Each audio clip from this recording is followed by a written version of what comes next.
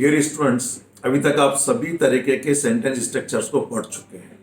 आज हम लोग इस वीडियो लेसन में एडवांस्ड ग्रामर से रिलेटेड एक बहुत इंपॉर्टेंट सेंटेंस स्ट्रक्चर हम लोग सीखेंगे। स्ट्रक्चरल क्लासिफिकेशन ऑफ सेंटेंसेस के आधार पर आप सीख चुके हैं कि हम सेंटेंसेस को स्ट्रक्चर के आधार पर 3 कैटेगरी में डिवाइड कर सकते हैं, जिसमें कि simple sentence, compound sentence and complex sentence. Simple sentence का मतलब है कि जिसमें एक सब्जेक्ट और एक फाइनाइट वर्ब होती है। कंपाउंड का मतलब जो कुछ कोऑर्डिनेटिव कंजंक्शन से जोड़कर 2 इंडिपेंडेंट सेंटेंस को जोड़कर एक सेंटेंस बना दिया जाता है, और दोनों को यदि अलग भी करना चाहे तो उनका एग्जिस्टेंस अलग भी रह सकता है। कॉम्प्लेक्स सेंटेंस का मतलब कि एक प्रिंसिपल क्लॉज होता है और बाकी उसमें डिपेंडेंट क्लॉज होते हैं। क्लॉज का मतलब बेसिकली जिसका सब्जेक्ट और वर्ब अपने आप के अंदर लिए हुए होता है, वो हम लोग उसे क्लॉज के रूप में जानते हैं। आप सभी पढ़ चुके हैं पहले भी, जब मैंने आप लोगों को कॉम्प्लेक्स सेंटेंसेस के बारे में बताया था कि कॉम्प्लेक्स सेंटेंसेस में 3 तरीके के क्लॉजेस का यूज करते हैं, जिनमें adjective clause, adverb clause and noun clause. तीनों तरीके के क्लॉज बहुत ही इंपॉर्टेंट है और इंग्लिश लैंग्वेज में लगभग हर तीसरे चौथे सेंटेंसेस में कहीं ना कहीं हमें इनकी जरूरत पड़ती है कि किस तरह से हम इनका यूज करें। आज के इस वीडियो लेसन में मैं आप लोगों को एडजेक्टिव क्लॉज के बारे में डिटेल में कितने तरीके के होते हैं, कैसे बनते हैं, ये बताना चाहूंगा। एडजेक्टिव के बारे में आप सब लोग पहले सीख चुके हैं, जब मैंने आप लोगों को पार्ट्स ऑफ स्पीच, जो हमारी युवाम की ग्रामर बुक है, उसके पार्ट्स ऑफ स्पीच के टॉपिक में जब पढ़ाया था, उस वक्त मैंने आप लोगों को एडजेक्टिव के बारे में डिटेल में बताया था। यानी वे शब्द जो नाउन या प्रोनाउन के बारे में कुछ एडिशनल इंफॉर्मेशन देते हैं या सीधी सीधी भाषा में बताएं तो वो उनकी विशेषता बताते हैं, इसलिए एडजेक्टिव्स को डिस्क्राइबिंग वर्ड्स भी कहते हैं। डिस्क्राइबिंग वर्ड्स सामान्यतया इन एडजेक्टिव के 2 स्ट्रक्चर होते हैं। इंपॉर्टेंट पहला स्ट्रक्चर है कि किसी भी नाउन के पहले जब आप किसी एडजेक्टिव का यूज करें तो हम इसको एट्रीब्यूटिव यूज करते हैं। जैसे कि हमने कहा स्टूडेंट्स, तो स्टूडेंट्स के पहले आप इनकी विशेषता बताने के लिए कुछ एडजेक्टिव का यूज कर सकते हैं, जैसे sincere students, honest students, brave students, regular students, bold students, hard working students. इसे हम लोग किसी नाउन के पहले यूज करते हैं और ग्रामर की लैंग्वेज में यह एट्रीब्यूटिव यूज कहलाता है। दूसरा इंपॉर्टेंट है, जो भी आपका सब्जेक्ट, कोई भी नाउन या प्रोनाउन, इसके बाद आप लिंकिंग वर्ब का यूज करें और साथ में कॉम्प्लीमेंट के रूप में आप किसी भी एडजेक्टिव का यूज कर सकते हैं मीनिंग के अकॉर्डिंग। जैसे हम स्टूडेंट्स के बारे में पढ़ रहे थे कि regular students, sincere students, honest students, brave students, hard working students. हम इनको यूं भी कह सकते हैं, students are regular, students are honest, students are sincere, students are wise, students are hard working. तो यहाँ कॉम्प्लीमेंट के रूप में लिंकिंग वर्ब के बाद आप किन्हीं भी एडजेक्टिव का यूज कर सकते हैं। इसे हम लोग प्रेडिकेटिव यूज करते हैं ग्रामर की लैंग्वेज में। आज हम लोग जब कोई कंप्लीट सेंटेंस किसी अन्य नाउन या प्रोनाउन की विशेषता बताने के लिए यूज किया जाए तो हम उसको एडजेक्टिव क्लॉज के रूप में यूज कर सकते हैं। ध्यान दीजिए, एडजेक्टिव क्लॉज बहुत ही इंपॉर्टेंट चैप्टर है और चाहे कंप्यूटर एग्जामिनेशन हो या एडवांस लेवल ग्रामर हो या फिर बेझिझक सभी सिचुएशन में बोलना और लिखने की बात आए तो भी एडजेक्टिव क्लॉज की अच्छी नॉलेज आपको काफी हेल्प करेगी। तो आइए समझते हैं कुछ एग्जांपल्स के मार्फत कि एडजेक्टिव क्लॉज क्या होते हैं।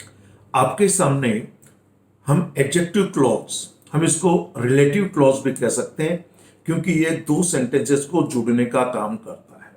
आपके सामने एक मैंने सेंटेंस लिखा है, आई सॉ ए बेगर, मैंने एक भिखारी देखा। ये सिंपल पास्ट टेंस है और बीते हुए किसी एक्शन को बता रहा है। He was sitting under a tree, वह पेड़ के नीचे बैठा हुआ था। ये पास्ट प्रोग्रेसिव टेंस है, यानी पास्ट कंटिन्यूअस टेंस है, मीनिंग है वह एक पेड़ के नीचे बैठा हुआ था। अब बिना मीनिंग बदले हुए हम इन दोनों सेंटेंस को जोड़कर एक सेंटेंस बना सकते हैं। बेसिकली जो सेकंड नंबर सेंटेंस यानी जो बी में जो सेंटेंस दिया गया है, ये भिखारी के बारे में कुछ एडिशनल इंफॉर्मेशन दे रहा है। भिखारी के बारे में कुछ एडिशनल इंफॉर्मेशन बता रहा है कि मैंने एक भिखारी देखा, और भिखारी क्या कर रहा था, वह पेड़ के नीचे बैठा हुआ था। तो यहां पर जो बी में जो सेंटेंस दिया हुआ, he was sitting under a tree, ये ही यहां पर भिखारी के लिए यूज हुआ, यानी बेगर के लिए यूज हुआ है। अब आप हिंदी में भी मैंने एक भिखारी देखा, वह पेड़ के नीचे बैठा हुआ था, ये दो अलग अलग सिंपल सेंटेंस है। जैसा कि मैंने आपको बताया था कि सेंटेंसेस को हम तीन कैटेगरी में डिवाइड करते हैं, simple sentence, compound sentence and complex sentence. अभी फिलहाल ये दोनों सिंपल सेंटेंस है, और कंपाउंड का मतलब होता है कि कोऑर्डिनेटिंग कंजंक्शन से दो इंडिपेंडेंट सेंटेंस को जोड़ देना। अब कॉम्प्लेक्स सेंटेंस कैसे बनेगा कि सेकंड सेंटेंस भिखारी के बारे में इंफॉर्मेशन दे रहा है, तो हिंदी में भी हम इन दोनों सेंटेंस को जोड़कर एक सेंटेंस बना सकते हैं, और हम कह सकते हैं मैंने एक भिखारी देखा जो कि एक पेड़ के नीचे बैठा हुआ था। Now you see, in Hindi also I have used a different word here that connects both the sentences, और वो क्या है, जो कि, क्या शब्द यूज किया मैंने, जो कि एक पेड़ के नीचे बैठा हुआ था। It means I have removed this वह इन हिंदी। इंग्लिश में ये प्रोनाउन ही को हटा देंगे, और मैंने इस वह की जगह कह दिया मैंने एक भिखारी देखा जो कि एक पेड़ के नीचे बैठा हुआ था। तो अब ये दोनों सेंटेंस हिंदी के भी मिलकर एक सेंटेंस बन गया, और इनका मीनिंग भी नहीं बदला, इनका भाव भी नहीं बदला।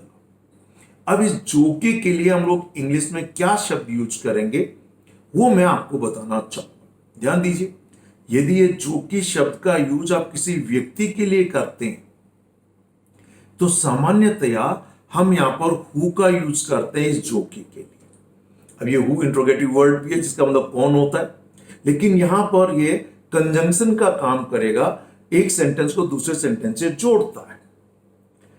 जनरली हम लोग व्यक्ति के लिए हु का यूज करते हैं, लेकिन यही व्यक्ति कोई पर्टिकुलर पर्सन की बात करें, कोई स्पेसिफिक पर्सन की बात करें, जैसे कि मान लीजिए इस बेगर के पहले किसी एडजेक्टिव की सुपरलेटिव डिग्री होती तो कोई विशेष व्यक्ति हो गया होता, या जैसे कि कुछ एडवर्ब जैसे कि लग गया ओनली तो भी कोई विशेष हो गया। तो अगर ऐसी सिचुएशन आए तो इस व्यक्ति के लिए हम कभी कभार दैट का यूज भी करते हैं कुछ स्पेसिफिक सिचुएशंस में। क्लियर? पर मान लीजिए ये कोई व्यक्ति न होकर कोई एनिमल, प्लेस या थिंग होता तो फिर हम इसके लिए हु का यूज नहीं करेंगे, इनके लिए हम लोग विच का यूज करते हैं, और दैट का यूज भी किया जा सकता है। क्लियर है? तो यहां पर इन दोनों सेंटेंस को जोड़ने के लिए हमें कुछ अन्य शब्दों की जरूरत पड़ी। हिंदी में हमने कहा जो कि, और इंग्लिश में इसी के लिए हु, दैट, विच और अगेन दैट। ये डिपेंड करेगा कि आप किस नाउन की विशेषता बता रहे हैं या किस प्रोनाउन की विशेषता बता रहे हैं। क्लियर? तो यहां पर अब इस हिंदी में हम इस ही को हटाकर और इसकी जगह पर हु का यूज कर देंगे, और ये फुल स्टॉप यहां से हटा देंगे, और ये एक सेंटेंस बन गया, आई saw a beggar who was sitting under a tree. आप इस सेंटेंस को ध्यान से देखिए, आई saw a beggar who was sitting under a tree. मैंने एक भिखारी देखा जो कि पेड़ के नीचे बैठा हुआ था। अब इन दोनों सेंटेंस को जोड़कर एक सेंटेंस बना दिया, और यह कहलाएगा कॉम्प्लेक्स सेंटेंस। ध्यान दीजिएगा, कॉम्प्लेक्स, कंपाउंड का मतलब कुछ कोऑर्डिनेटिंग कंजंक्शन से जोड़कर सेंटेंस जो कि जिनका एग्जिस्टेंस इंडिपेंडेंट हो सकता है। पर अब यहां पर क्या हुआ कि मैंने इस पूरे के पूरा जो ये सेंटेंस था उसको अब रेड में लिख दिया, और ही को हटाकर हु लिख दिया। लेकिन अब ये सेंटेंस यहां पर क्या काम कर रहा है? ये पूरा का पूरा जो रेड में जो मैंने पार्ट लिखा है, ये क्या काम करता है? ये इस बेगर के बारे में कुछ एडिशनल इंफॉर्मेशन दे रहा है, कुछ बेगर के बारे में अतिरिक्त जानकारी देख रहा है। जैसे आई सॉ ए बेगर, तो भिखारी क्या कर रहा था या कौन सा बेगर देखा? तो उन्होंने कहा who was sitting under a tree, जो पहले एक कंप्लीट सेंटेंस था। अब ये पूरा का पूरा सेंटेंस यहां पर विशेषता बताने का काम कर रहा है। और विशेषता बताने वाले शब्द क्या कहलाते हैं? एडजेक्टिव कहलाते हैं। विशेषता बताने वाले शब्द क्या कहलाते हैं? एडजेक्टिव कहलाते हैं। अब चूंकि ये पूरा सेंटेंस है जिसका अपने आप में सब्जेक्ट अपनी इंडिपेंडेंट वर्ब है, सब्जेक्ट की जगह पर यहां पर हु का यूज कर दिया, प्रोनाउन जो ही था उसकी जगह पर। लेकिन अब ये डिपेंडेंट क्लॉज हो गया क्योंकि इसका अकेले का कोई मीनिंग नहीं है। मान लीजिए मैंने हिंदी में इसका मीनिंग बताया, मैंने एक भिखारी देखा जो कि पेड़ के नीचे बैठा हुआ था। आप मुझे मिले और मैंने कहा जो कि पेड़ के नीचे बैठा हुआ था, तो क्या यह अपने आप में अपना कंप्लीट मीनिंग दे रहा है? क्या आप कुछ समझ पाए? आप मुझे मिले और मिलते ही मैंने कहा जो कि पेड़ के नीचे बैठा हुआ था, जो कि पेड़ के नीचे बैठा हुआ था, चाहे मैं 100 टाइम्स रिपीट कर दूं, यह अपना पूरा मीनिंग नहीं बताता है। अब यह अपने मीनिंग के लिए डिपेंड करता है इस भिखारी पर, यानी पहले सेंटेंस पर। क्लियर? अब यहां पर जो ये डिपेंड कर रहा है, तो इसे हम डिपेंडेंट क्लॉज कहेंगे और ग्रामर पॉइंट ऑफ व्यू से ये एडजेक्टिव क्लॉज कहलाएगा। या फिर चूंकि ये रिलेट कर रहा दोनों सेंटेंस को, तो हम इसे रिलेटिव क्लॉज भी कह सकते हैं। क्लियर है? अब आप इस सेंटेंस को ध्यान से देखिए। आई सॉ ए बेगर, ये प्रिंसिपल सेंटेंस है, मेन सेंटेंस है, यानी ये मुख्य वाक्य है। Who was sitting under a tree, ये डिपेंडेंट सेंटेंस है या क्लॉज है, यानी ये सबऑर्डिनेट क्लॉज है। ये इंडिपेंडेंट यूज नहीं किया जा सकता। ये अपने मीनिंग के लिए जो पहला जो मेन जो क्लॉज है, जो प्रिंसिपल क्लॉज है, उस पर निर्भर करता है। इसलिए ये डिपेंडेंट क्लॉज या सबऑर्डिनेट क्लॉज कहलाएगा। और ग्रामर में इसका जो नाम है दैट इज एडजेक्टिव क्लॉज या रिलेटिव क्लॉज। जो पहले इंडिपेंडेंट सेंटेंस था he was sitting under a tree, अब ये डिपेंडेंट क्लॉज के रूप में बेगर की विशेषता बता रहा है, किसी नाउन की विशेषता बता रहा है, इसलिए इसे हम एडजेक्टिव क्लॉज कहें। क्लियर? तो एडजेक्टिव क्लॉज क्या होता है आप निश्चित रूप से समझ गए होंगे। किसी भी नाउन, चाहे वो नाउन यहां ऑब्जेक्ट हो, चाहे वो सब्जेक्ट हो, यानी नाउन या कोई प्रोनाउन भी हो सकता है। जब मैं नाउन कहूं तो प्रोनाउन उसमें इंक्लूड है, वो सब्जेक्ट भी हो सकता है, ऑब्जेक्ट भी हो सकता है। क्लियर? के बारे में कुछ एडिशनल इंफॉर्मेशन देना चाहें तो उस नाउन और प्रोनाउन के अकॉर्डिंग हम हु, विच, दैट का यूज करके, जो कि सब्जेक्ट के लिए यूज हो रहा है, और उसके बाद में वर्ब, और वर्ब का अगर ट्रांजिटिव वर्ब है तो ऑब्जेक्ट इन ट्रांजिटिव वर्ब है तो डायरेक्ट आप उसका एडवर्ब जो भी लिख सकते हैं, जैसे कि यहां अंडर ए ट्री एडवर्ब। तो ये जो सेंटेंस है ये कॉम्प्लेक्स सेंटेंस बन गया। अगले जो मैंने एक नीचे सेंटेंस दिया है, इस कॉम्प्लेक्स को अगेन एक सिंपल सेंटेंस में चेंज कर दिया। मैं अलग से इसको डिटेल में जो नॉन फाइनाइट वर्ब का अपनी युवाम की जो ग्रामर बुक में जो चैप्टर है उसे मैंने डिटेल में समझाया युवाम की ग्रामर बुक में। वहां पर इसको डिटेल में आप जाकर स्टडी कर सकते हैं कि नॉन फाइनाइट वर्ब्स क्या है। नॉन फाइनाइट वर्ब्स का मतलब जिन्हें हम ग्रामर में जेरेंड एंड पार्टिसिपल कहते हैं और साथ में टू फॉर्म यानी इन्फिनिटिव वर्ब कहते हैं, नॉन फाइनाइट वर्ब है। यहां पर जो मैंने एक सेंटेंस का हिंदी में सुने, मैंने एक भिखारी देखा जो कि पेड़ के नीचे बैठा हुआ था, इसको बिना मीनिंग बदले हुए, बिना भाव बदले हुए मैं यूं भी कह सकता हूं, मैंने एक भिखारी को पेड़ के नीचे बैठे हुए देखा। तो सिर्फ इंग्लिश में तो हु और वॉच को हटा दिया गया और ये जो आईएनजी फॉर्म है सिटिंग, इसे बेगर के पास में लिख दिया गया। अब ये सिटिंग बेगर के बारे में एडिशनल इंफॉर्मेशन दे रहा है, इसलिए इसे हम प्रेजेंट पार्टिसिपल कहते हैं। और प्रेजेंट पार्टिसिपल क्या होता है? वर्ब की आईएनजी फॉर्म जो वर्ब के साथ साथ एडजेक्टिव का काम करे, तो इस सेकंड सेंटेंस में I saw a beggar sitting under a tree, sitting यहां पर प्रेजेंट पार्टिसिपल है जो वर्ब के साथ साथ एडजेक्टिव का काम कर रहा है और इस बेगर की विशेषता बता रहा है और मीनिंग है मैंने एक भिखारी को एक पेड़ के नीचे बैठे हुए देखा। क्लियर? आइए इस एडजेक्टिव क्लॉज के कुछ एग्जांपल और देखते हैं। आपके सामने मैंने एक सेंटेंस लिखा है, सेकंड नंबर इसका ए पार्ट है, the booklet contains the complete detail, कि इस बुकलेट में जो भी है वो कंप्लीट इंफॉर्मेशन है, संपूर्ण ब्यौरा इस पुस्तक में, इस बुकलेट में है, इस पुस्तिका में है। इट इज अवेलेबल हियर, ये पुस्तिका यहां पर अवेलेबल है। ये दो सिंपल सेंटेंस है ए और बी में। क्लियर है? अब मैंने बिना मीनिंग बदले हुए इन दोनों सिंपल सेंटेंस को जोड़कर एक बना दिया, क्योंकि ये सेंटेंस बेसिकली बुकलेट के बारे में है और इसी बुकलेट के बारे में या प्रोनाउन इट का यूज हुआ है। हमने इट को यहां हटा दिया और चूंकि बुकलेट नॉन लिविंग थिंग है, यानी कोई एनिमल, प्लेस और थिंग हो, तो हम लोग जोकी के लिए हम विच का यूज करते हैं, मैंने आपको बताया। इसके और डिटेल के लिए रिलेटिव प्रोनाउन को अगर आप पढ़ेंगे, मैं यहां पे लिख रहा हूं, जो युवाम की ग्रामर बुक में बहुत डिटेल में मैंने समझाया है।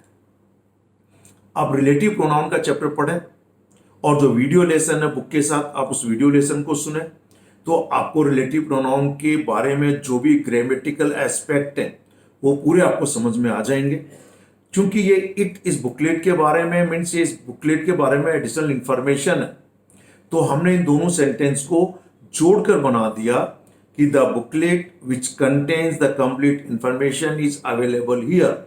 ये अब एक कॉम्प्लेक्स सेंटेंस बन गया। कौन सा सेंटेंस बन गया? कॉम्प्लेक्स। और which contains complete information, complete detail, ये पूरा का पूरा जो पहले एक इंडिपेंडेंट सेंटेंस था, अब यहां पर ये डिपेंडेंट क्लॉज बन गया। और चूंकि ये बुकलेट की विशेषता बता रहा है, विशेषता बताने वाले शब्द एडजेक्टिव कहलाते हैं, पर ये पूरा क्लॉज है, इसलिए हम इसे एडजेक्टिव क्लॉज कहेंगे या रिलेटिव क्लॉज कहेंगे। क्लियर? अगर आप इसको हटा दें तो भी सेंटेंस बचेगा, the booklet is available here, पर हटाने से हमें इसका मीनिंग पूरा नहीं होता। विच बुकलेट, इन्हें अगर आप इसको हटा भी दें तो मीनिंग तो है कुछ, the booklet is available here, पर पूरी जानकारी नहीं है। सवाल उठ सकता है कौन सी बुकलेट, यानी इसके बिना ये सेंटेंस अभी फिलहाल पूरा नहीं माना जा रहा है, इसलिए इसका यूज किया जाना यहां पर जरूरी है। मीन्स ये एडजेक्टिव क्लॉज यूज करना यहां पर एसेंशियल है। अगर हम इसे यूज नहीं करेंगे तो the booklet is available here अपने आप में पूरा मीनिंग नहीं देता है। क्लियर? ध्यान दीजिए, आप चाहें तो इसको आप अगेन सिंपल सेंटेंस में कह सकते हैं, पर कंटेन को प्रेजेंट पार्टिसिपल में चेंज किया गया। The booklet containing the complete information is available here, यानी संपूर्ण ब्यौरा रखने वाली पुस्तिका यहां पर उपलब्ध है। यह प्रेजेंट पार्टिसिपल है और बुकलेट की विशेषता बता रहा है। आपको पार्टिसिपल चेरन, पार्टिसिपल में भी पास्ट पार्टिसिपल, प्रेजेंट पार्टिसिपल या परफेक्ट पार्टिसिपल, साथ में इंफिनिटिव वर्ब, वेयर इंफिनिटिव और टू इंफिनिटिव वर्ब, आपको युवाम ग्रामर में नॉन फाइनाइट के चैप्टर में इसकी डिटेल पूरी मिल जाएगी। साथ में उसके वीडियो लेसन में भी मैंने इन्हें पूरे समझाया है।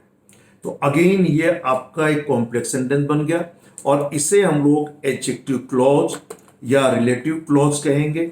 और ये एडजेक्टिव क्लॉज इस बुकलेट के बारे में अतिरिक्त जानकारी, mean it gives here some additional information about a noun. Clear? And without this information the sentence doesn't have the complete meaning, so it is essential to use this adjective clause here. Clear? आइए next देखते हैं।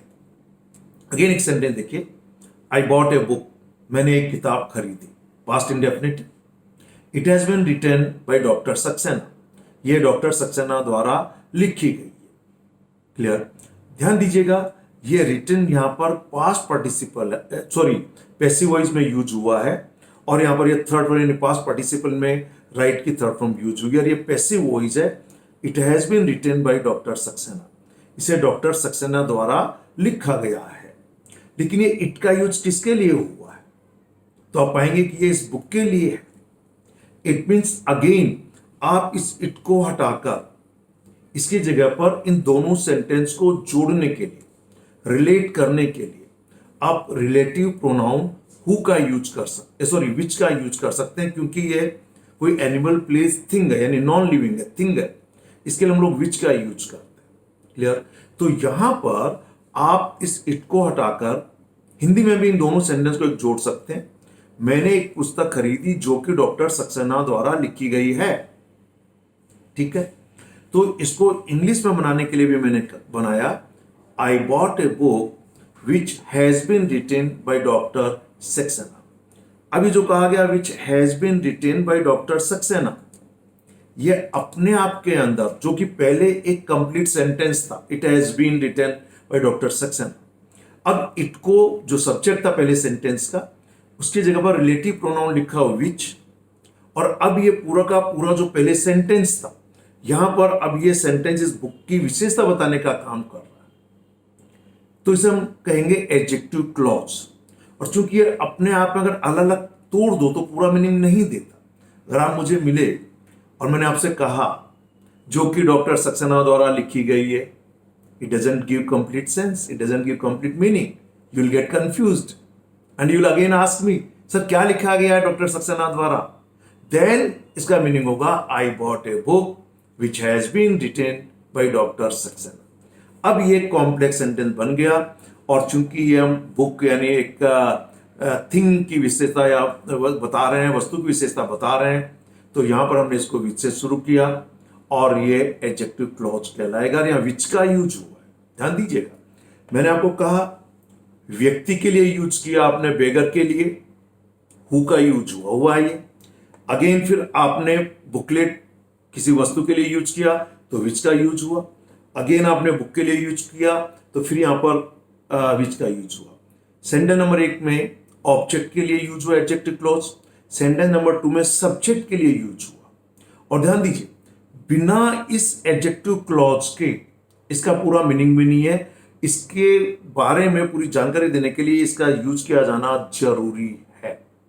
अगर आप चाहें तो विच has been हटा दीजिए और ये अगेन एक सिंपल सेंटेंस बन गया, I bought a book written by doctor Saxena. यहां पर ये रिटन जो कि पास्ट पार्टिसिपल है और इस बुक की विशेषता बता रहा है। पार्टिसिपल यानी वर्ब की थर्ड फॉर्म और वर्ब की आईएनजी फॉर्म, जब वर्ब के साथ साथ एडजेक्टिव का काम करें तो मैंने पार्टिसिपल कहते हैं। थर्ड फॉर्म को पास्ट पार्टिसिपल और आईएनजी फॉर्म को प्रेजेंट पार्टिसिपल। लेकिन ध्यान दीजिए, अगर वर्ब की आईएनजी फॉर्म वर्ब के साथ साथ नाउन का काम करे तो फिर इसे हम लोग जेरेंड कहते हैं। Again I would like to advise all of you, if you want to have complete knowledge about non-finite verbs.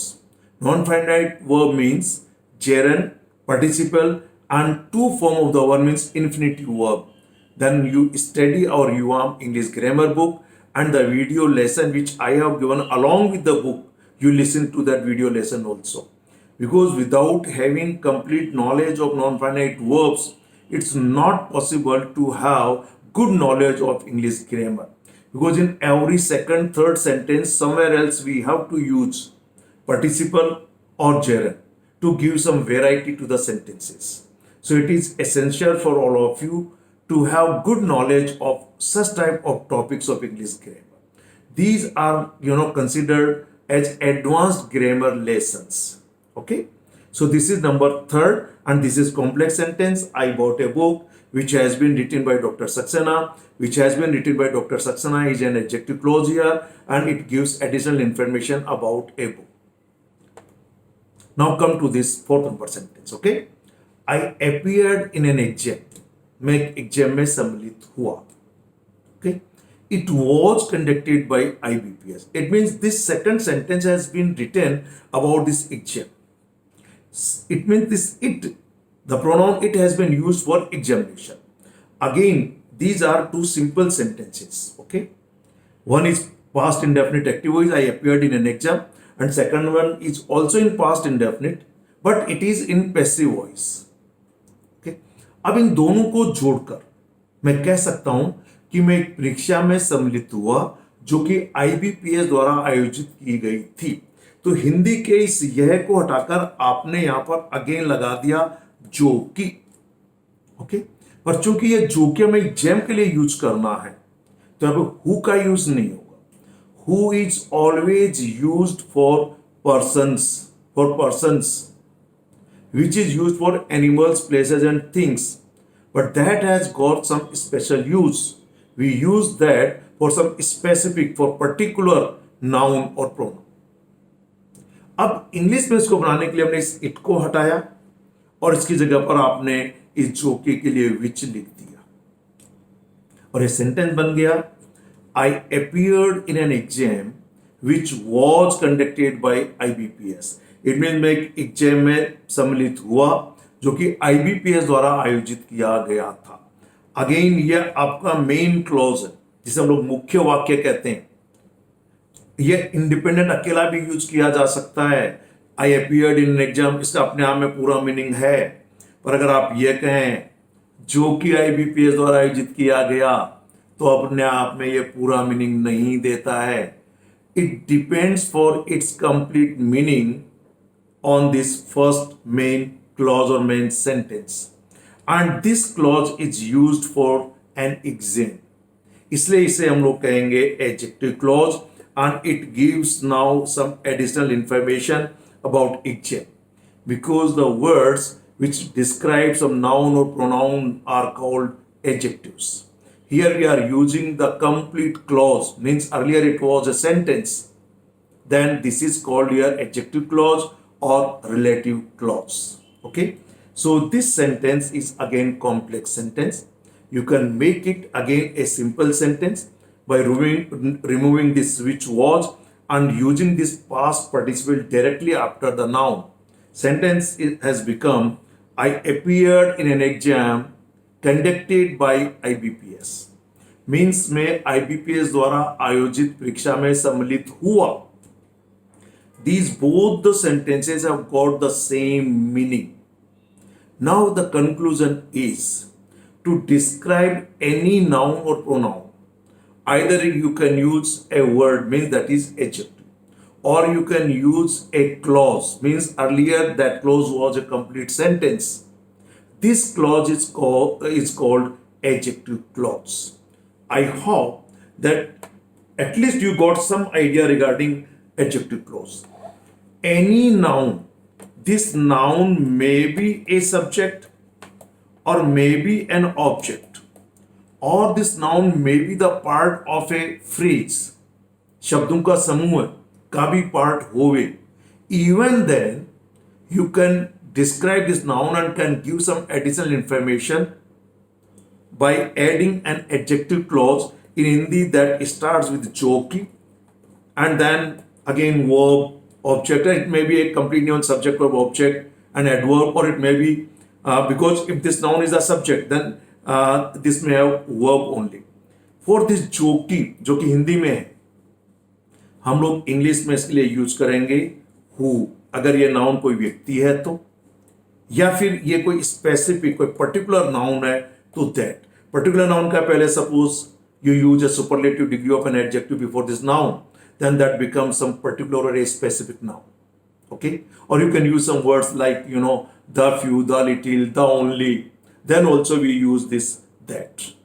Okay, या अगर ये noun कोई animal, place और thing है, then for this joki we use this which, and you can use even that also, provided this noun is a specific or a particular noun. To have the complete knowledge and information regarding all these words, here these are called relative pronoun. You can study the chapter of our UAM English grammar in section 1 refresher grammar, जिसमें आप पूरा pronoun का chapter पढ़ सकते हैं। सब applied grammar में भी मैंने इस प्रोनाउन के सारे रूल्स बताए हैं। Competitive examination point of view से भी ये बहुत इंपॉर्टेंट है। सो आइए, again I want to give you some more information about this. When we talk about someone or something, we often want to give some additional information about them. It means जब हम किसी भी व्यक्ति वस्तु की बात करते हैं तो हम उसके बारे में कुछ अतिरिक्त जानकारी देना चाहते हैं. For example, the boy who came into the room was very tall. यानी वह लड़का जो कमरे में आया बहुत लंबा था. तो इस लड़के के बारे में कुछ एडिशनल इंफॉर्मेशन जो कि कमरे में आया was very tall. Sentence origin था the boy was very tall. पर कौन सा लड़का टॉल था जो कमरे में आया? तो यहां पूरा मीनिंग देने के लिए ये जो एडजेक्टिव क्लॉज जिसे मैं कह रहा हूं ये यहां पे जरूरी है. अगर इसको हटा देंगे तो कौन सा लड़का लंबा था ये पता नहीं चलेगा. अभी मैं इन क्लॉज को दो पार्ट में डिवाइड करूंगा, डिफाइनिंग क्लॉज और नॉन डिफाइनिंग क्लॉज. इसलिए मैं बार बार कह रहा हूं यहां पर ये एडजेक्टिव क्लॉज इस नाउन को पहचानने के लिए जरूरी है. इसलिए इस क्लॉज का यूज होना जरूरी है. इसलिए हम इसे कहेंगे डिफाइनिंग क्लॉज. बहुत 99% स्टूडेंट्स को डिफाइनिंग नॉन डिफाइनिंग क्लॉज में अंतर नहीं समझते. और ध्यान दीजिए यहां पर कहीं भी मैंने कोई कॉमा यूज नहीं किया है क्योंकि डिफाइनिंग क्लॉज है. पर यही अगर नॉन डिफाइनिंग क्लॉज होता तो मैं यहां पर कॉमा का यूज भी करता. क्लियर? यहां पर चूंकि ये डिफाइनिंग क्लॉज है इसके बिना इस the boy was very toll पूरा मीनिंग नहीं देता है. तो फिर यहां पर कॉमा लगाने की जरूरत है. इट मीन्स डिफाइनिंग क्लॉज में, और ये जो नाउन यूज हुआ ग्रामर में हम इसे एंटीसीडेंट कहते हैं. हिंदी में कहेंगे पूर्वगामी. Antecedent it means relative pronoun के पहले आने वाला नाउन और प्रोनाउन ग्रामर में एंटीसीडेंट कहलाता है. तो ये जो दो बॉय है ये एंटीसीडेंट है, पूर्वगामी है. तो इस एंटीसीडेंट और इस एडजेक्टिव क्लॉज के बीच में कोई कॉमा मैंने नहीं लगाया है क्योंकि डिफाइनिंग क्लॉज है. इसका यहां यूज होना अति आवश्यक है. अदरवाइज तो ये sentence the boy was very tall, कौन सा लड़का, तो ये जानने के लिए हमें इसकी जरूरत है जो कमरे में आया. I think you got the meaning. You have to understand the difference between defining and non defining clause. I should not tell, I should not say so. लेकिन फिर मैं कहना चाहूंगा even some of the teachers are not aware about defining and non-defining clause. It will be highly useful for advanced learner of English grammar. अगर आप सामान्य तरीके से तो कोई अंतर करने की जरूरत नहीं है, but you have to at least understand what is an adjective clause. Okay? Ultimately ये जो सेंटेंस मैंने यहाँ पे लिखा, ध्यान दीजिए ये सेंटेंस, ये दो सेंटेंस थे. कौन से दो सेंटेंस थे? ये थे the boy was very tall, he came in to the room. या आप इसको यू भी कह सकते हैं the boy came in to the room, he was very tall. अब कैसे? क्यों कि इस बॉय के लिए ही का यूज हुआ है. और यहां पर ये एडजेक्टिव को ध्यान दीजिएगा, सब्जेक्ट की विशेषता बता रहा है. सब्जेक्ट की विशेषता बता रहा है. ध्यान दीजिएगा मैंने कहा था नाउन या कोई प्रोनाउन, चाहे सब्जेक्ट हो या ऑब्जेक्ट हो, इवन किसी फ्रेज में भी कोई नाउन यूज हुआ है जैसे in the room. So in the room एक फ्रेज है, तो भी आप इन नाउन्स की विशेषता एडजेक्टिव क्लॉज लगाकर बता सकते हैं. क्लियर? तो इन दो सेंटेंस को जोड़कर मैंने एक सेंटेंस बना दिया जो कि कॉम्प्लेक्स सेंटेंस यहां पर कहलाएगा. एक सेंटेंस और देखिए. एक सेंटेंस मैंने लिखा, I lost the book which you gave me yesterday. यानी मुझसे किताब खो गई. कौन सी किताब? Which you gave me yesterday, जो आपने मुझे कल दी थी. अब यहां पर this clause is essential to identify this particular book. कौन सी किताब? जो आपने मुझे कल दी थी. तो इसको यहां यूज करना जरूरी है, इसलिए इसे डिफाइनिंग क्लॉज कहेंगे. सो डिफाइनिंग क्लॉज में और उसके पहले जो नाउन आता जैसे एंटीसीडेंट कहते हैं, इनके बीच में कोई कॉमा नहीं लगाएंगे. क्लियर? ये दो सेंटेंस थे पहले. कौन कौन सा? You gave me a book yesterday, आपने मुझे कल एक किताब दी. आई लॉस्ट इट, वह मुझसे खो गई. यानी आपने मुझे किताब दी, वो किताब मुझसे खो गई. ये इट बेसिकली तो इस बुक के लिए यूज हुआ है. क्लियर? मैंने छोड़कर बना दिया, आई lost the book which you gave me yesterday. अब ध्यान दीजिए इस सेंटेंस में ये एडजेक्टिव क्लॉज इस सब्जेक्ट की विशेषता बता रहा है और ये एडजेक्टिव क्लॉज यहां पर, ये जो द बुक है, ये वर्ब ल्यूज यानी लॉस्ट की ऑब्जेक्ट के रूप में यूज हुआ है। आई लॉस्ट वॉट, क्या खो गया मुझसे। The book which you gave me yesterday, यानी वह किताब जो कल आपने मुझे दी थी। तो अब ये ऑब्जेक्ट की विशेषता बता रहा है, पर दोनों ही ये एडजेक्टिव क्लॉज कहलाएंगे या रिलेटिव क्लॉज कहलाएंगे। और ग्रामर में यहां पर ये मुख्य वाक्य यानी मेन क्लॉज है, प्रिंसिपल क्लॉज है, मुख्य वाक्यांश या मुख्य वाक्य है, और ये सबऑर्डिनेट है या डिपेंडेंट क्लॉज। क्लियर? आइए ध्यान दीजिए, all the clauses which I printed in red or in bold letter, I can say, in the sentences before I have used, give some additional information about their preceding nouns. These preceding nouns means उसके पहले आने वाले, इन्हें हम लोग antecedent कहते हैं। Again you understand it, antecedent, ये कोई ना कोई नाउन या प्रोनाउन होगा। ये सब्जेक्ट हो सकता है, ये ऑब्जेक्ट हो सकता है, ये किसी फ्रेज में प्रीपोजिशन का ऑब्जेक्ट हो सकता है। इसके बाद आपने यहां पर एडजेक्टिव क्लॉज लगा दिया। ओके, सो जो क्लॉज आपने यूज किया, they give some additional information about their preceding nouns. Such clauses are called relative clauses as they have a similar function to adjectives. चूंकि एडजेक्टिव के समान ही इनके फंक्शन है, काम है, hence they are also called adjective clause.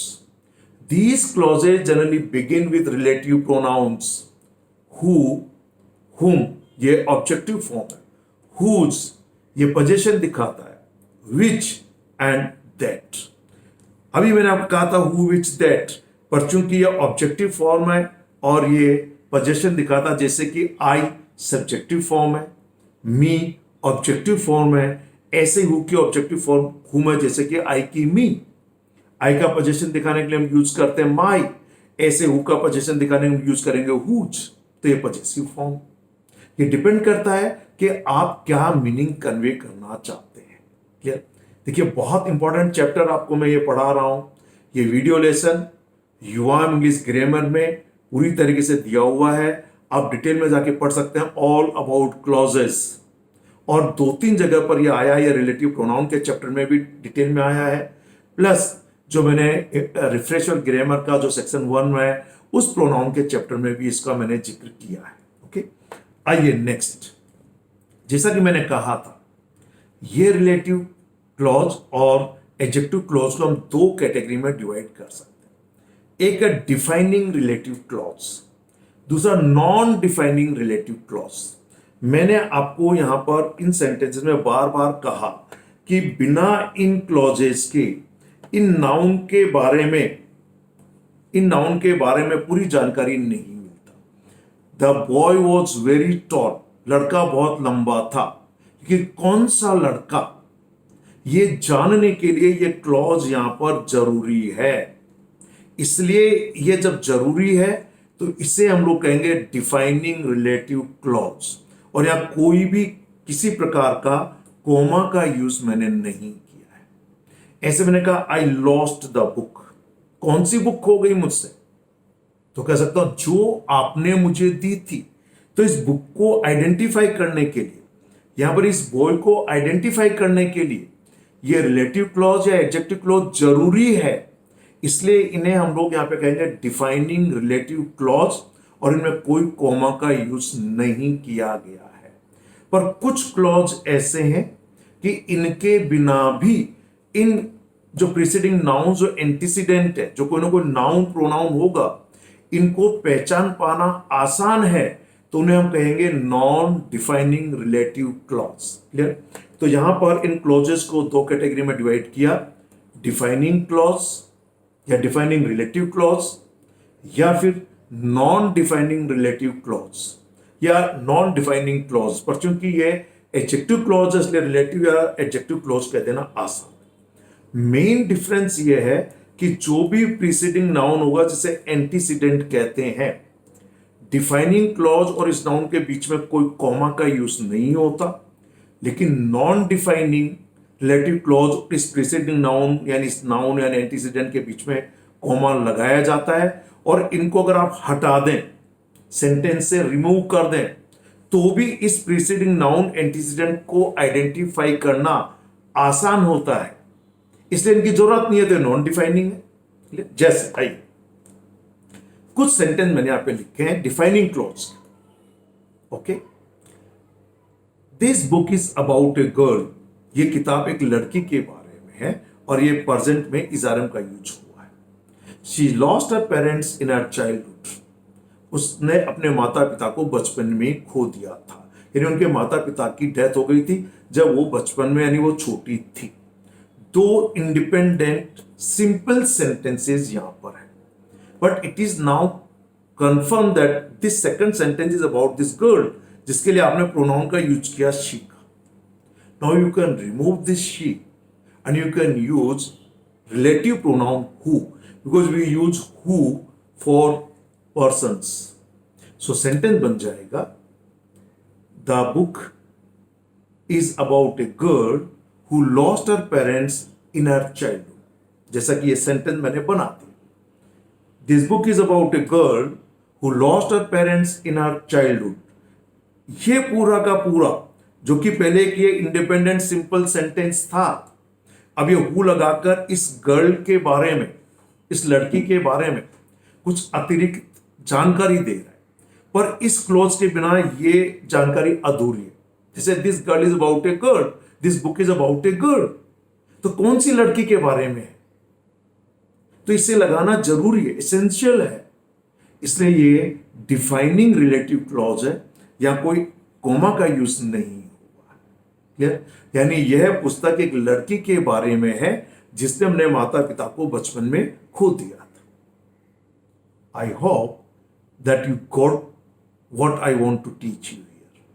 Defining and non-defining clause. This is the part of advanced level grammar, and for advanced learners it's highly useful. Next, इस sentence को समझ। The girl refused to tell me her name. लड़की ने अपना नाम बताने से मुझे मना कर दिया। She was standing at the gate. वो गेट पर खड़ी हुई थी। Again, these are two independent simple sentences, but the second sentence is about this girl, because for this girl we have used here a pronoun she. और चूंकि ये subject के बारे में और यहां पर ये ऑब्जेक्ट के बारे में था, इसलिए यहां पर ये जो डिफाइनिंग रिलेटिव क्लॉज है ये ऑब्जेक्ट के विशेषता बता रहा है, जो कि यहां पर सॉरी ये कॉम्प्लीमेंट है, यहां पर I am sorry because it's not an object here. You have to understand difference very clearly between clause, between object and complement. Complements are used after linking verbs and they make the meaning complete. They can give the information about either about the subject or about जब कहते हैं कि किसी कुछ verb के बाद आपने noun लगाया और उसके बारे में करें तो भी वो कंप्लीट, जिसे ऑब्जेक्ट कॉम्प्लीमेंट कहते हैं। पर ये यहां पर ये सब्जेक्ट कॉम्प्लीमेंट है, तो यहां पर ये this is not an object, this is a complement here. पर अगर ये कोई ट्रांजिटिव वर्ब होती, जैसे Ram wrote a book about a girl, तो write is a transitive verb here, and if you then you use any adjective clause, तो ये adjective clause फिर इस ऑब्जेक्ट की विशेषता बता रहा था, ये complement. Okay, to learn about the difference between complement and object, again I would advise you to study your English grammar book or any other grammar book which contains this topic. ठीक, तो ये complement के बारे में बता रहा है, ये यहाँ सब्जेक्ट के बारे में कह रहा है। मैंने शी को हटाया और यहाँ पर हु का यूज कर दिया और यहाँ जोड़ दिया, क्योंकि ये सब्जेक्ट का, याद रखिए सेंटेंस के लास्ट में नहीं जोड़ना। ये बहुत क्लियर रूल है। एडजेक्टिव क्लॉज जिस नाउन और प्रोनाउन की विशेषता बताता है, ये एडजेक्टिव क्लॉज उस नाउन और प्रोनाउन के जस्ट साथ में लिखना चाहिए, उसके जस्ट बाद में लिखना चाहिए। अगर आपने दूरी बना दी तो it may give the wrong message to the reader. Clear, तो मैंने इसे एक बनाने के लिए कह दिया, the girl who was standing at the gate refuse to tell me her name. So the girl, ऊपर का सेंटेंस क्या था, refuse to tell me her name, ये पूरा का पूरा, जो कि पहले यहां इंडिपेंडेंट सेंटेंस था, इंडिपेंडेंट सिंपल सेंटेंस था, अब ये पूरा का पूरा इस गर्ल की विशेषता बता रहा, जो कि सेंटेंस का सब्जेक्ट है। यहां पर ये अगेन एडजेक्टिव क्लॉज या रिलेटिव क्लॉज इसे कह सकते हैं, कहलाएगा। और चूंकि बिना इस एडजेक्टिव क्लॉज के इसका पूरा मीनिंग नहीं होता, the girl refuse to tell me her name, तो कौन सी लड़की ने अपना नाम बताने से मना कर दिया, तो जो हमें लगा जो कि गेट पे खड़ी हुई थी। It mean this is essential to use this clause here, इसलिए यह कहलाएगा defining relative clause, no comma here. Okay, I क्या होता है defining clause in all above sentences or given in previous PPTs?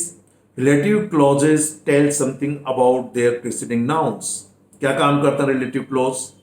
उनके पहले जो नाउन आते हैं, जिसे हम लोग एंटीसीडेंट कहते हैं, के बारे में कुछ बताते हैं, कहते हैं। They give some additional information that is needed to identify the person, thing or group we are talking about.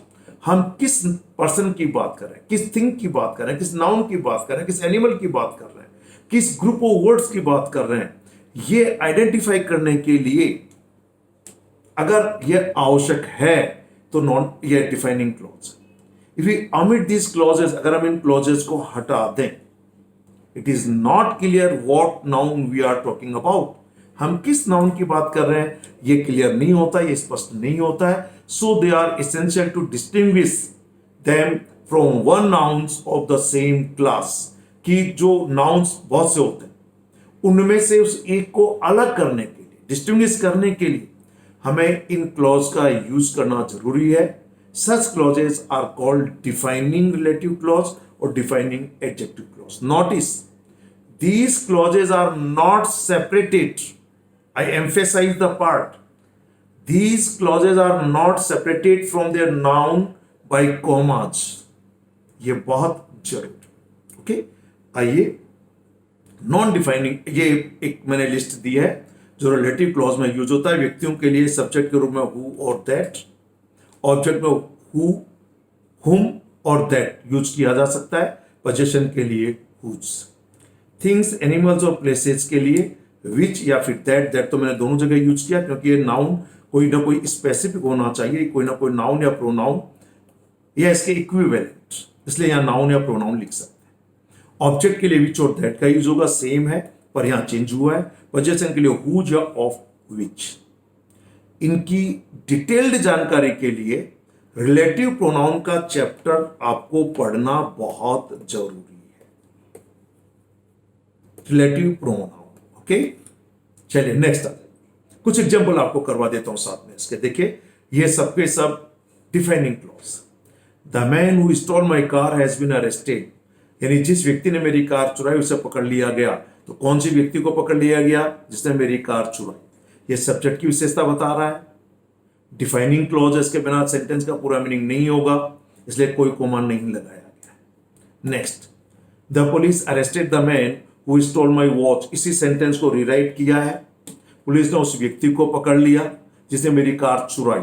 यहां पर यह व्यक्ति सब्जेक्ट के रूप में यूज हुआ, यहां पर यह व्यक्ति ऑब्जेक्ट के रूप में यूज हुआ। It means adjective clause, relative clause subject के लिए भी यूज कर सकते हैं और ऑब्जेक्ट के लिए भी यूज कर सकते हैं। क्लियर? नेक्स्ट देखिए, the boy whom I meet yesterday is a good player. अब मैंने यहां पर पोजीशन दिखाया है, हु की पॉजेसिव फॉर्म है हुम। द बॉय जिससे मैं कल मिला था इज ए गुड प्लेयर, वो एक अच्छा खिलाड़ी है। ठीक, यहां सब्जेक्ट की विशेषता बता रहा है ये वाला, और ये डिफाइनिंग क्लॉज है, नो कोमास। इसी सेंटेंस को मैंने रीराइट किया है, I saw the boy whom you wanted to meet. यानी सेंटेंस तो अलग है पर मैंने इसको ऑब्जेक्ट बना दिया है। ऑब्जेक्ट की विशेषता बताइए हुम से। आई सॉ द बॉय, मैंने उस लड़के को देखा। whom you wanted to meet, जिससे आप मिलना चाहते हैं। तो ये अगेन डिफाइनिंग क्लॉज है और ये पजेसिव प्रोनाउन से शुरुआत हुई, सॉरी ऑब्जेक्टिव प्रोनाउन से। पजेसिव तो ये हुज है, ये हु सब्जेक्ट की जगह, हुम ऑब्जेक्ट की जगह, हुज पजेशन की जगह। आइए next sentence, the students whose parents are poor need not pay fee. यानी वे विद्यार्थी जिनके माता पिता गरीब हैं, फीस देने की जरूरत नहीं है। यानी उन विद्यार्थियों को फीस देने की जरूरत नहीं है जिनके माता पिता गरीब है। ये सब्जेक्ट की विशेषता बता रहा है।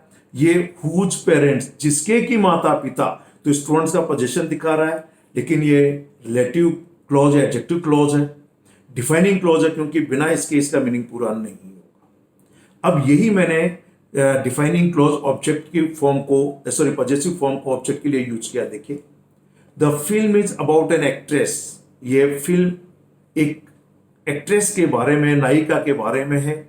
हुज हस्बैंड हैज डिवोर्स्ड हर, जिसके हस्बैंड ने उसको डिवोर्स दे दिया था।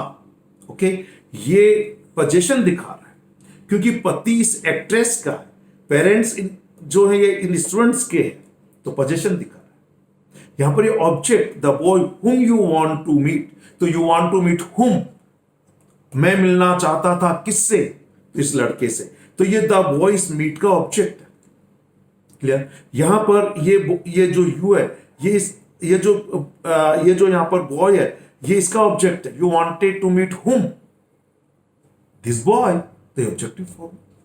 नोट कीजिएगा, डिफाइनिंग क्लॉजेस प्लूरल कर दीजिए क्योंकि आर लिखा है। Defining clauses are not separated from their noun by commas, फिर मैंने लिखा। ओके, आइए अब मैं आपको नॉन डिफाइनिंग क्लॉज के बारे में जानकारी दूंगा। सेंटेंस पढ़िए पहला, Deepak wants to become a doctor. Deepak एक डॉक्टर बनना चाहता है। He studies in 12th class. He studies in 12th class, वह 12वीं कक्षा में पढ़ता है। ये सेकंड सेंटेंस जो है ये इस दीपक के बारे में है, और दीपक के लिए यहां पर प्रोनाउन यूज हुआ है ही। क्लियर? क्योंकि दीपक कहा, इट मींस आप उसको जानते हैं, नाम के लिए दिया ना। अरे भाई, नाम दीपक कौन होगा जिसको आप जानते होंगे? कोई फिक्स नेम है, कॉमन तो है नहीं। एक क्लास में एक होंगे, दो होंगे, और आप उनको जानते होंगे। क्लियर? अब इस दोनों सिंपल सेंटेंस को जोड़कर एक बनाया, और जो ये सेकंड जो एक इंडिपेंडेंट सेंटेंस है, सिंपल इंडिपेंडेंट सेंटेंस है, इसको हमने एडजेक्टिव क्लॉज में यूज किया और ही की जगह पर हु लगा दिया, और इस दीपक के साथ विशेषता बताने के लिए यहां लगा दिया, क्योंकि ये दीपक के बारे में तो दीपक के पास में लिखा, तो हमने इसको कह दिया Deepak who studies in 12th class wants to become a doctor. Deepak जो कि 12th क्लास में पढ़ता है, 12वीं में पढ़ता है, डॉक्टर बनना चाहता है। यहां मैंने कोमा लगाया, देखिए, क्योंकि अगर आप इसको हटा भी दो तो सेंटेंस अपने आप में पूरा मीनिंग दे रहा। Deepak wants to become a doctor, तो दीपक का नाम ले रहे हो तो आप उसको पहचानते हो, आप जानते हो। इस क्लॉज की उसको जानने के लिए जरूरत नहीं है। इसे कहेंगे नॉन डिफाइनिंग क्लॉज, और यह मैंने कोमा लगाया। ध्यान देखिए, कोमा है, देखिए क्लियरली मैं आपको बताना चाहूंगा, ये कोमा यूज हुआ है, ये नॉन डिफाइनिंग क्लॉज है। अगर आप इसको हटा दें तो भी दीपक अंडरस्टूड है। जैसे एक सेंटेंस और देखिए, हमने इसी को रीराइट किया। देखिए, Deepak who wants to become a doctor studies in 12th class. अब देखिए, चूंकि दो सेंटेंस थे, आप दो तरीके से इसको एडजेक्टिव क्लॉज, रिलेटिव क्लॉज को यूज करके बना सकते हैं। चाहे तो आप सेकंड सेंटेंस को क्लॉज बना दीजिए, चाहे तो आप फर्स्ट सेंटेंस को बना दीजिए। यहां पर इस पहले सेंटेंस में मैंने सेकंड सेंटेंस को क्लॉज बनाया, Deepak who studies in 12th class wants to become a doctor. लेकिन मैंने इस सेकंड सेंटेंस में इस पहले वाले सेंटेंस को क्लोज बनाया, और ये बन गया Deepak who wants to become a doctor studies in 12th class. साथ में ध्यान दीजिए, रिलेटिव क्लॉज यानी एडजेक्टिव क्लॉज में यूज होने वाली वर्ब उस relative pronoun who which that के पहले जो नाउन आता है, जिसे एंटीसीडेंट कहते हैं, उसी के अकॉर्डिंग होना चाहिए। ये दीपक सिंगुलर है इसलिए स्टडीज हुआ, यहां पर ये दीपक सिंगुलर है इसलिए यहां पे वांट्स हुआ। क्लियर? यह है non defining relative clause. I hope all of you might have understood very clearly the difference between defining and non-defining relative clauses. It is very essential for advanced learner of grammar. Next देखिए, एक example और देखिए। Peter is a retired professor, he is my neighbour, वह मेरा पड़ोसी। Peter एक सेवानिवृत्त professor है, ही इज माई नेबर, वह मेरा पड़ोसी है।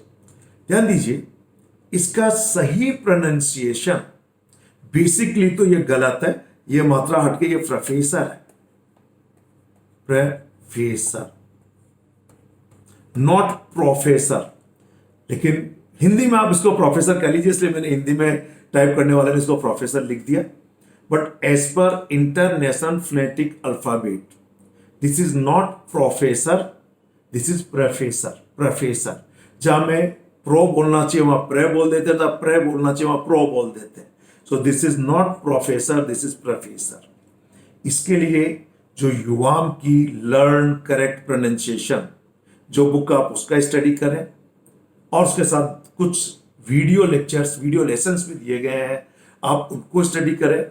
Because as the wrong spelling may give the incorrect message to the reader, in the same way incorrect pronunciation or wrong pronunciation may convey the wrong message to the listener.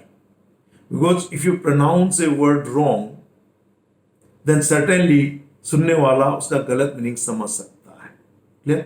So English में तो इसका pronunciation professor है, पर मैंने तो ये देखा है कि 99% प्रोफेसर भी अपने आप को प्रोफेसर ही बोलते थे। लेकिन शॉर्ट में अगर आप इसको लिखते हैं यूं किसी के नाम के पहले, तो फिर ये प्रॉफ है, फिर प्रॉफ बोलेंगे, prof, prof doctor Saxena, prof so and so, फिर आप प्रॉफ बोल सकते हैं। अगर पूरा बोलेंगे तो बोलेंगे professor. Anyway, this chapter is about advanced grammar. Come to the sentence. मैंने दोनों सेंटेंस को जोड़कर दो तरीके से लिख दिया। पहला सेंटेंस बनाया, सेकंड सेंटेंस को मैंने क्लोज बना दिया, ही को हटाया, हु लगा दिया और पीटर के पास लिख दिया।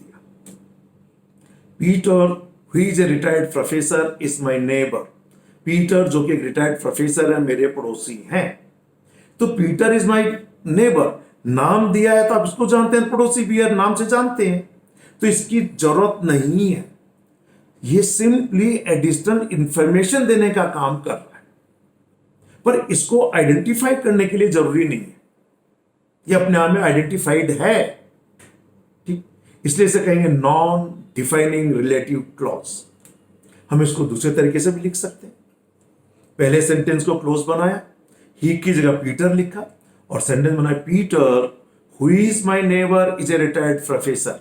यानी पीटर जो कि रिटायर्ड प्रोफेसर है, सॉरी जो कि मेरे पड़ोसी हैं, एक रिटायर्ड प्रोफेसर है।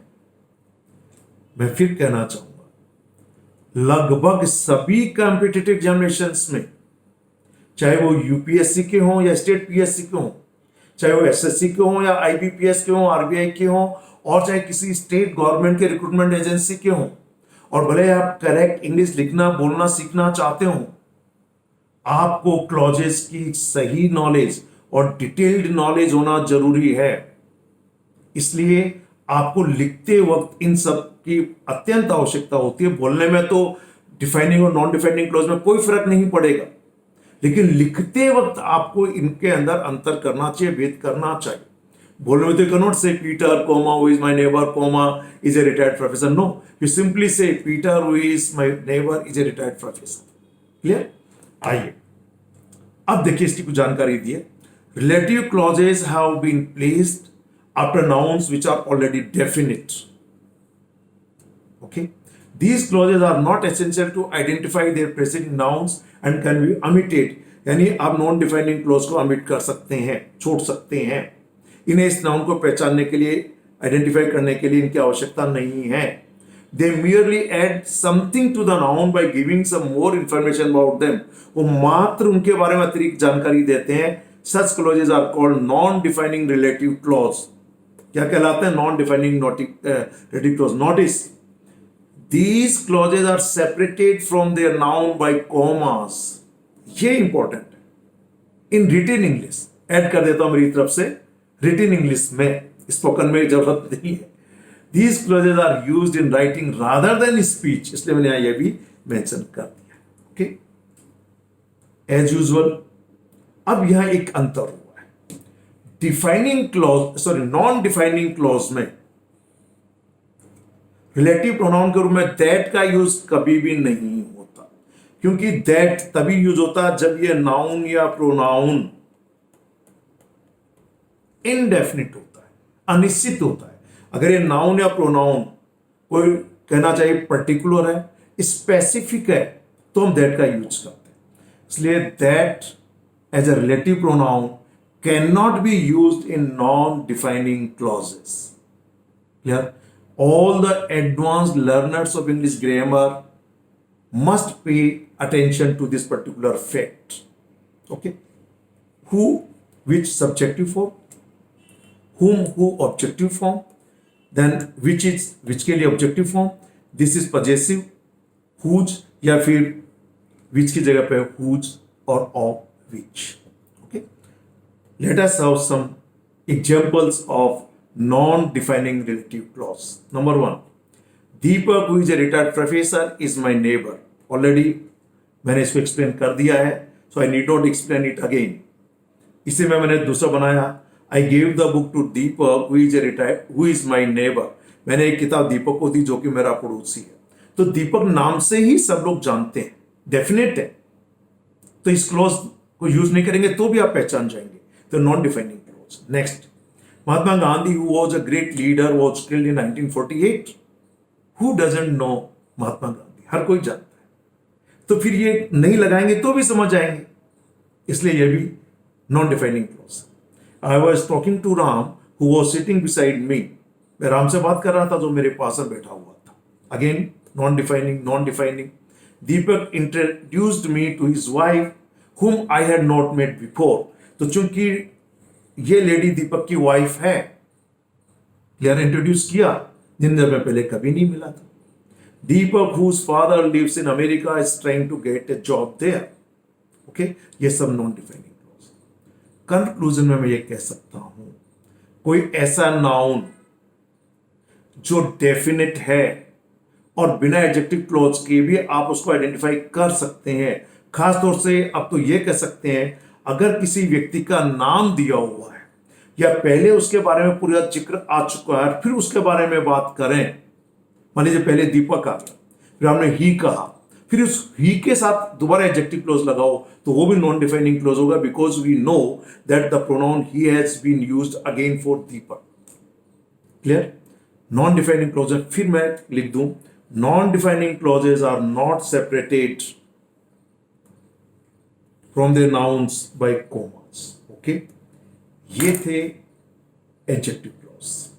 So dear students, all about clauses. These clauses can be divided into three categories: adjective clause, adverb clause, and noun clause. You must have equal command of all three types of clauses. Adjective clause are very essential for written and spoken English. If you want to acquire fluency in English language, then without knowledge of adjective clause, it's not possible to speak English fluently. Because while speaking with the people, certainly sometimes you have to give some additional information about nouns, which can be used either as subject or an object. So immediately you must be in a position to use adjective clause without any hesitation.